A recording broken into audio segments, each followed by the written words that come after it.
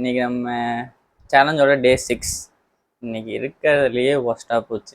என்னாச்சுன்னா, நைட்டு நான் எப்பயும் போல் தூங்க போயிட்டேன் சீக்கிரமாக. நடுவில் ஒரு 12 மணி இருக்கும், கரண்ட்டு போயிடுச்சு. அடுத்துக்கு முழிப்பு வந்துருச்சு, தூக்கமே இல்லை.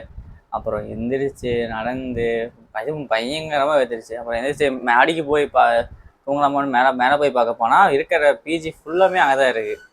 எல்லாம் உட்காந்துட்டு ஃபோன் பண்ணிட்டு இருந்தாங்க. சரி என்ன பண்ணுறது அப்படின்னு சொல்லிட்டு மேலே கொஞ்ச நேரம் உட்காந்துருந்தேன். அப்புறம் மேலே உட்காந்துட்டு விட்டுக்கலாம்.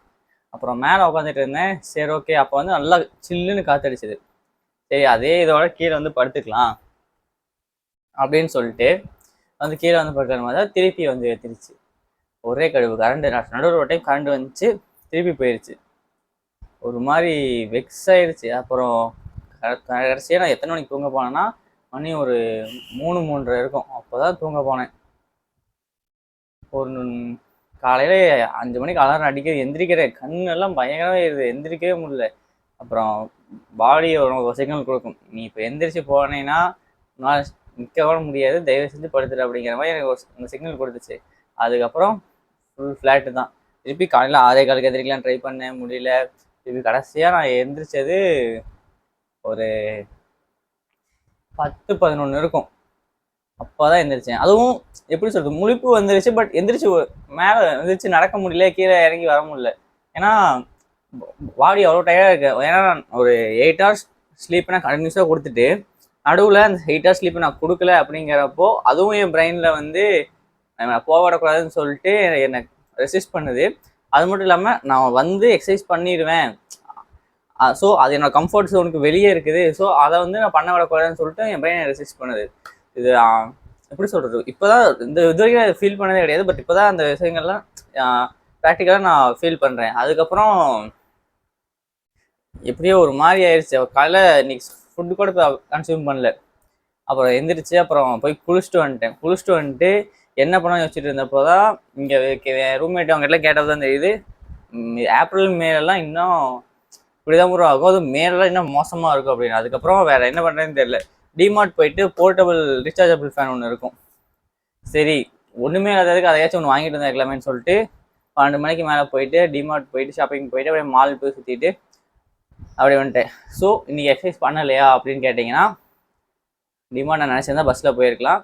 பட் நான் வாக்கிங்கில் தான் நடந்து தான் போனேன். கிட்டத்தட்ட ஒரு 2 kilometers வாக் போயிருப்பேன். அண்டு ஈவினிங் வந்து நான் எக்ஸசைஸ் பண்ணலாங்கிற ஒரு ஐடியாவில் இருக்கேன். அப்புறம் புக்ஸ் படிக்கலையே அப்படின்னு கேட்டால் கன்ஃபார்ம் நான் புக் படிச்சிடுவேன், படிக்காமல் இருக்கவே மாட்டேன். அப்புறம் இந்த வீடியோ ரெக்கார்ட் பண்ணதுக்கப்புறமா நான் 1 hour உட்காந்து படிக்கலான்னு இருக்கேன். இப்போ டைம் என்னென்னு பார்த்தோம்னா 6 ஆச்சு. 6க்கு அப்புறம் 6 to 7 படிச்சுட்டு அதுக்கப்புறம் கொஞ்ச நேரம் மேலே போய் எக்ஸசைஸ் பண்ணணும். ஆஃப்டர் 7 எக்ஸசைஸ் பண்ணிட்டு அப்புறம் போய் சாப்பிட்டோம்னா எக்ஸசைஸ்னால் எப்பயும் பண்ணுற மாதிரிலாம் என்னால் இன்னைக்கு பண்ண முடியாது, டைமும் இல்லை. ஒரு 7:30 வந்து திருப்பி ஒரு டைம் குளிச்சுட்டு அதுக்கப்புறம் சாப்பிட போயிட்டு வந்து புக் படிச்சுட்டு படுத்தா கரெக்டாக இருக்கும்னு நினைக்கிறேன். ஸோ ஒரு நைட் தூங்காதனால அடுத்த நாள் நைட் தூங்காதனால அடுத்த நாள் வந்து இன்னைக்கு ஃபுல் நாள் வந்து நான் வேஸ்ட் தான் பண்ணியிருக்கேன். உருப்படியாக நான் எதுவுமே பண்ணல இப்போ வரைக்கும். ஸோ இது எனக்கே ஒரு மாதிரி வெக்ஸ் ஆக்குது, என்னடா அப்படின்னு. பட் இப்போ தான் எனக்கு புரியுது தூக்கம் எவ்வளோ முக்கியம்னு. ஸோ தயவு செஞ்சு நைட்டு ஃபோன் 12 மணி வரைக்கும் 1 மணி வரைக்கும் ஃபோனை பார்த்துட்டு தூக்கத்தை கெடுத்துக்காதீங்கன்னா. நான் பார்த்துருக்கேன், இதுக்கு முன்னாடி வந்து நான் ஃபோனை பார்த்து தூக்கத்தை கெடுத்துருக்கேன். ஆனால் அடுத்த நாள் வந்து எப்படி இருந்தாலும் நான் அந்த நாள் நான் ஃபுல்லாக வேஸ்ட் தான் பண்ணேன். அதுக்கு அடுத்த நாள் வேஸ்ட் தான் பண்ண போகிறேன். ஸோ எனக்கு அது வந்து ஒரு இதாக தெரியல. ஆனால் இப்போ தான் புரியுது ஒரு டேவோட வேல்யூ என்ன, ஒரு டைமோட வேல்யூ என்ன, ஒரு செகண்டோட வேல்யூ என்னன்னு சொல்லிட்டு எனக்கு இப்போ தான் புரியுது. இந்த வீடியோஸ் நிறைய பேர் எங்கே இருக்கிறப்ப பார்த்துட்டு இருந்துருக்கலாம். ஸோ அவங்களும் நான் எங்கே இருந்தப்போ பண்ண தப்புங்களை பண்ணிட்டு இருக்கலாம். தயவு செஞ்சு அதை போய் மாற்றிக்கங்க.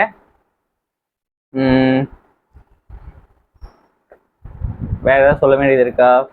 அண்டு இன்னைக்கு டிமார்ட் போயிட்டு வந்தேன், அந்த ஃபேன் வாங்கிட்டு வந்தேன். ஸோ அதுக்கான ரிவ்யூ நான் தனியாக போடுறேன். இப்போ நான் ஃபேனோட பாக்ஸ் மட்டும் உங்களுக்கு காட்டுறேன்.